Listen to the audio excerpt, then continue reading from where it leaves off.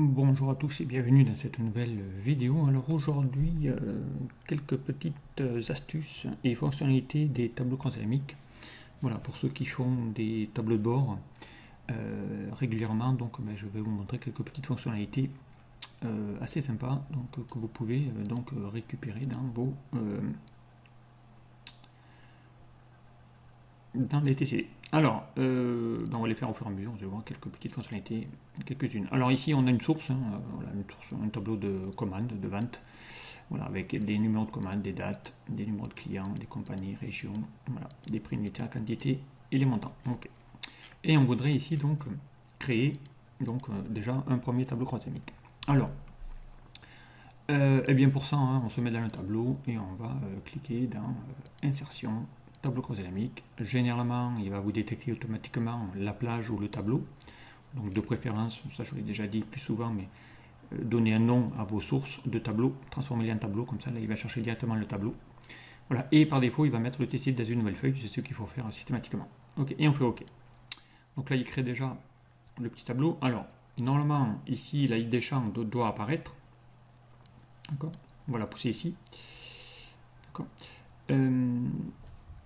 Alors, par défaut, donc cette fiche, voilà, première chose, ici, cette fiche, elle est de liste de champs. Ici, je vous rappelle, quand vous cliquez sur un TCD directement, vous avez ici une feuille qui apparaît, donc qui s'appelle la liste de champs. Alors, cette feuille, si vous ne l'avez pas, de temps en temps, elle disparaît.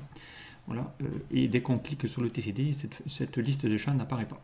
Donc, pour première astuce, donc il faut aller la réafficher de nouveau. Donc, il faut aller dans les onglets analyse des outils de tableau croisdynamique et dans le groupe affiché. Donc à droite, cliquez sur liste de champs pour avoir ici de nouveau cette fenêtre qui s'affiche, qui va disparaître quand vous êtes en dehors du TCD et qui va réapparaître quand vous allez être ici directement dans le rapport. D'accord. Alors, première chose, il arrive de temps en temps quand on a ici faire voilà, quand on a beaucoup de champs dans une source, on a du mal ici à aller chercher les champs. Voilà, ou alors les gens vont faire ça, d'accord, et du coup, pour aller voir la liste des champs complète, ici je commence à glisser ici certains champs, par exemple, je sais pas moi, les noms des produits par exemple, voilà, et qu'on veuille ici revenir mettre les champs, et ici que je glisse plusieurs champs, notamment ici que je glisse, je sais pas moi, le numéro de client, les commerciaux, ici, peu importe, voilà, on va avoir du mal après à aller glisser les champs, ok. Ça devient de plus en plus petit et ici il faut aller, on ne peut pas aller accéder dans le champ vide qui est dessous, donc ça demande un peu plus, alors il faut soit ici retirer vers le haut pour pouvoir avoir de l'espace vide ici, et du coup je perds ici les champs qui se trouvent vers là-haut. Donc le plus simple c'est de changer cette présentation qui est celle que vous avez normalement par défaut quand vous créez un tableau, les tableaux croisdynamiques. Et bien vous allez pouvoir le faire ici grâce au petit bouton que vous avez là. Par défaut, il est en section champ, zone empilée. Voilà, moi de temps en temps, je le mets en section champ, zone, côte à côte. Et là, vous allez voir que maintenant, vous avez la possibilité de pouvoir avoir des champs beaucoup plus longs. D'accord. Et ici, avoir la liste de tous vos champs de vos tableaux. Donc là, ça fait déjà quelque chose de plus. Voilà, on peut même agrandir ici la largeur si vous le souhaitez. Voilà, un autre type d'affichage que vous pouvez donc mettre pour pouvoir ici glisser beaucoup plus facilement vos champs dans les zones. Voilà, en étiquette de ligne, en étiquette de colonne ou en somme de valeurs. Voilà, donc ça c'est des choses qui peuvent être assez faites rapidement. Pourquoi pas. Ok. Allez, on va ici compter le nombre de... Donc ici, hop, on va changer les valeurs et on va ici changer le champ. Donc ici, je vous rappelle, soit vous cliquez ici et vous faites ici synthétiser les valeurs. Voilà, et ici on va lui demander qui compte le nombre de ventes. Voilà, et ici, le champ. Pour formater les champs, je vous rappelle, il ne faut pas sélectionner les cellules, mais formater le contenu du champ et pas les cellules, parce que demain il peut y avoir une troisième ligne, enfin une autre ligne qui est insérée et cette cellule ne sera pas formatée. Donc pour faire ça, il faut faire clic droit, voilà, synthétiser les valeurs, autre option, et ici dans les formats de normes, il faut vraiment formater les champs. Voilà, ici vous les mettre en format monétaire, ça décimal, et là ça ne bougera plus, quelle que soit l'utilisation. Et on va en profiter pour renommer aussi les champs. Donc ici c'est total revenu. Et ici, nombre de ventes. Ok. Et ici, on va mettre ici la produit. Ok, donc voilà, ici on a les deux colonnes, voilà. Directement dans les TCD, voilà. Donc ça c'est l'étape voilà, qu'on peut faire ici pour afficher les champs directement. Alors maintenant, ici, là, voilà, j'ai redimensionné ici le tableau, voilà, je fais ça, peu importe.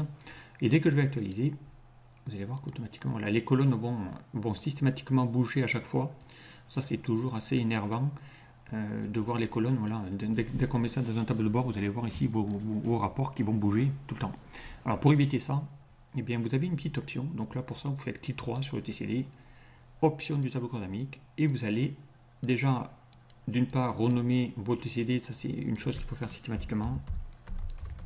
Bon, je l'appelle souvent TCD rapport vente voilà, par produit. Et vous avez surtout en bas une petite coche ici qu'il faut décocher systématiquement qui s'appelle ajuster automatiquement la largeur des colonnes lors de la mise à jour. On va décocher pour ne plus que quand je fais clic droit actualiser, que mes colonnes bougent à chaque fois. Voilà, ça ne bougera plus. Voilà. Une fois qu'on a défini la largeur des deux colonnes, dès que j'actualise, ça ne bougera plus. Donc ça c'est vraiment quelque chose qu'il faut faire systématiquement si vous ne voulez pas que vos rapports bougent voilà, à chaque fois. Donc voilà, ça c'est la petite deuxième astuce. Autre astuce, comment exporter des données rapidement, voilà, l'équivalent d'ici du bouton filtre avancé que vous avez là. Ici je voudrais avoir la liste des, je sais pas moi, des 9 ventes que j'ai fait sur ce produit-là. Eh bien, je vous rappelle, hein, il faut uniquement double-cliquer sur ce chiffre pour avoir les infos dans une nouvelle feuille. Okay. Et voilà comment on exporte des données d'un TCD rapidement. Okay. Donc ça, c'est des choses qui peuvent se faire facilement. Allez, autre astuce des TCD. Donc ici, je vous rappelle un TCD, hein, si je me mets dedans, je fais CTRL A, je peux le sélectionner, je peux faire un CTRL C. Ça m'évite des fois de renommer les en-têtes. Si on a un deuxième rapport à faire quasiment équivalent, ça peut être intéressant. Je vous rappelle que vous pouvez aussi mettre, ça peut être intéressant, vous pouvez faire de la mise en forme occasionnelle dans un TCD. Donc ça c'est une autre petite astuce, ça peut être intéressant. Notamment ici, eh bien on va le faire. Donc ici on voudrait ici créer une mise en forme occasionnelle. Donc pour ça, eh bien on va le faire. Donc vous cliquez sur le champ, n'importe lequel, et ici vous allez dans l'onglet accueil. On va mettre ici des barres de données. D'accord. Je vais mettre une couleur un peu plus bleue. Voilà. Par défaut, il vous le fait que sur ce champ. D'accord. Alors, pour ça, donc voilà, option de mise en forme correctionnelle. On va lui dire ici de le faire sur la colonne des total revenus. D'accord. Alors, si vous le faites là, il va le faire aussi sur le total. Alors, de préférence, ne le faire que sur le champ du nom de produit pour ne pas qu'il vous mette la couleur sur le dernier. Donc là, vous l'aurez compris, ça colorie automatiquement. Voilà, ça va colorier proportionnellement la cellule en fonction de la valeur des revenus. Donc ça peut être intéressant. Et ici, souvent, moi, je mets ça dans voilà, ici, dans mon tableau. Ok. Pratique. Comme ça, vous pouvez mettre autant d'indicateurs que vous le souhaitez. Autre possibilité, petite astuce aussi, si je veux faire un rapport, exemple ici, je vais prendre lui, je vais faire un petit rapport avec ici le même. Sincèrement, mais ce coup-ci, je voudrais le faire par région. Donc, si je glisse la région dans les filtres, ok, je voudrais ici pour chacun des commerciaux, voilà, je veux pour chacun des commerciaux avoir les ventes. Ici, on a bien ici 4 régions. Je voudrais ici avoir ce même rapport, mais par région. Donc, ici, je voudrais avoir ce même tableau, mais région par région.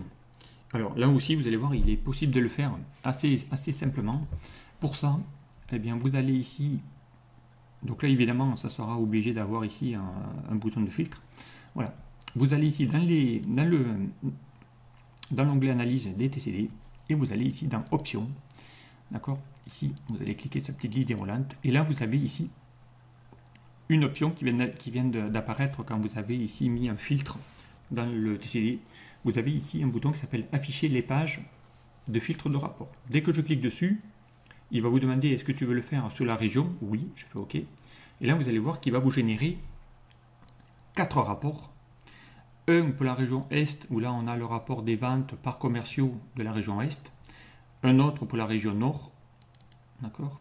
avec pour chacun leur montant, et ainsi ici pour la région ouest. Et là, vous avez 3 rapports, là 4 rapports même qui ont été faits rapidement, 4 rapports automatisés, voilà, que j'ai fait juste en extrayant ici les données, voilà, dans l'onglet analyse, je rappelle.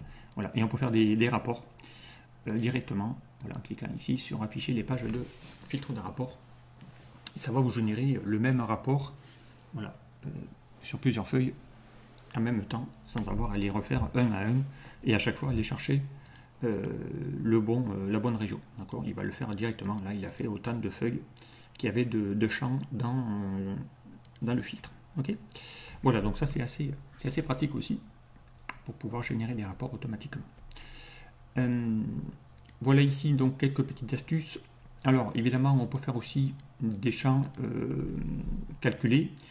Et puis compter le nombre, voilà, on peut faire des rapports en groupant des données.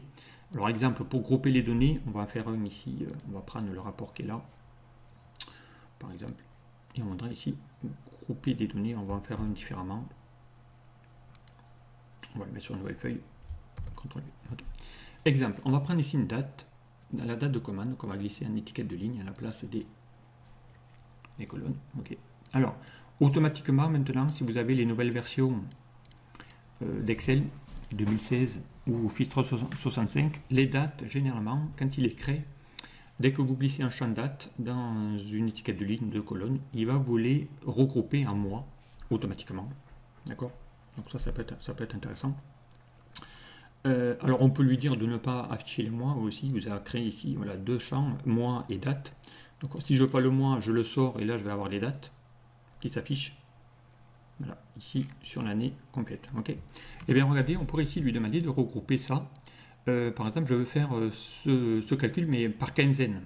Donc, je voudrais regrouper tous les 15 jours les données de ce rapport. Et bien pour ça, vous allez cliquer sur n'importe quelle date.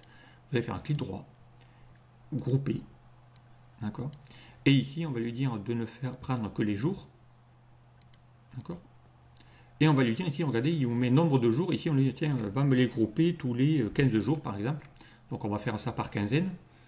Et vous allez faire OK. Et là, vous allez voir, il vous les a regroupés par quinzaine. Donc là, du 1er au 15 janvier, on a le regroupement. Du 16 au 30 janvier, on les a. Et ainsi de suite. Donc, il les a fait automatiquement par quinzaine. Donc, vous pouvez les faire par semaine. Vous pouvez les faire par tout ce que vous voulez. Ça peut être intéressant de pouvoir regrouper aussi des données par quinzaine. OK. Voilà ici ce type de regroupement possible qu'il est possible de faire. Voilà ici quelques petits exemples, hein, je m'en arrête là. Il y en a d'autres, mais là je vous ai donné vraiment les principaux voilà, que j'utilise tout le temps, avec ici des petites options effectivement qu'on a vu qui permettent d'extraire n'importe quel champ. Hein, encore une fois, je peux extraire, tiens ici les 24 voilà, ventes que j'ai fait entre cette quinzaine, voilà, et je les ai ici. Encore une fois, je clique, j'exporte. Okay. Voilà ici tout ce qu'on peut faire dans, voilà, dans des TCD. Voilà. Donc déjà, je ferai peut-être une deuxième version, une deuxième vidéo qui montrera d'autres options, mais là vous avez les principales. Allez, je m'arrête là, puis je vous dis à très vite sur un prochain tuto. Au revoir.